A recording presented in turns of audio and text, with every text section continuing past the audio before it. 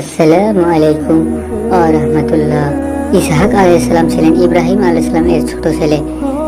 তার মা সারা আলাইহিস সালাম ছিলেন ইব্রাহিম এর প্রথম স্ত্রী।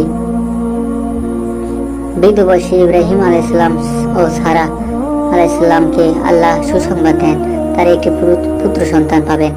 এটি ছিল এক অলৌকিক ঘটনা।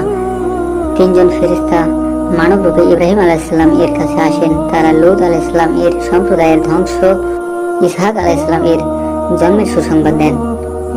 সারা আলাইহিস সালাম বিস্মিত হয়ে বলেন, এই বয়সে সন্তান হবে? ফেরেশতারা বলেন, আল্লাহ যা চান তা করতে সক্ষম।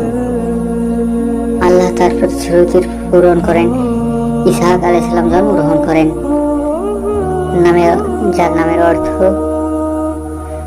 যে হাসে, কারণ সারা আলাইহিস সালাম হেসেছিল। ইসহাক আলাইহিস সালামকে ছোট থেকেই আল্লাহর প্রতি আনুগত্য ও ন্যায়ের শিক্ষা দেওয়া হয়।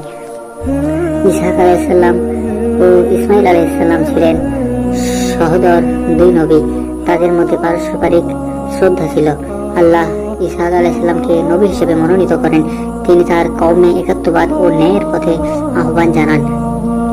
ইসহাক আলাইহিস সালাম এর বংশ থেকে আসে ইয়াকুব আলাইহিস সালাম ও পরবর্তীতে বহু নবী। তিনি ছিলেন নবীদের এক মহান পূর্বসূরি। ইসহাক আলাইহিস সালাম এর স্ত্রীর নাম ছিল রেবেকা। তাদের ঘরে যমজ দুই সন্তান জন্মে, ইস ও ইয়াকুব। আল্লাহ ইয়াকুব আলাইহিস সালামকে নবী হিসেবে মনোনীত করেন। ইসহাক আলাইহিস সালাম তাকে বিশেষভাবে দোয়া ও শিক্ষা দেন। ইসহাক আলাইহিস সালাম শান্তিপূর্ণ ও ধার্মিক জীবন যাপন করেন। তিনি মানুষের মাঝে ন্যায়ের বার্তা প্রচার করেন। তিনি ছিলেন ধৈর্যশীল ও সবসময় আল্লাহর প্রতি কৃতজ্ঞ। তার জীবনে ছিল না অহংকার বা অপমান। বয়সকালে ইসহাক আলাইহিস সালাম তার সন্তানদেরকে দোয়া ও উপদেশ দেন, আল্লাহর পথে থাকার নির্দেশ দেন। ইসহাক আলাইহিস সালাম প্রায় 180 বছর বয়সে মৃত্যুবরণ করেন।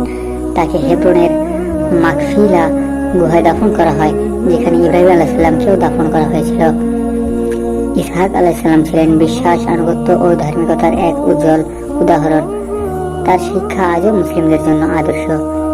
আল্লাহ কোরআনে ইসহাক আলাইহিস সালাম এর নাম বহুবার উল্লেখ করেছেন। তিনি ইব্রাহিম আলাইহিস সালাম এর প্রার্থনার উত্তর ও রহমত হিসেবে বর্ণিত। ইসহাক আলাইহিস সালাম এর জীবনী আমাদের শেখায়, আল্লাহর উপর ভরসা রাখলে অসম্ভব সম্ভব হয়। ইসহাক আলাইহিস সালাম এর জীবনী যদি আপনার হৃদয় ছুঁয়ে যায়, তাহলে আমাদের চ্যানেলটি সাবস্ক্রাইব করুন ও পরবর্তী নবীদের জীবনী দেখতে আমাদের সাথে থাকুন। ধন্যবাদ।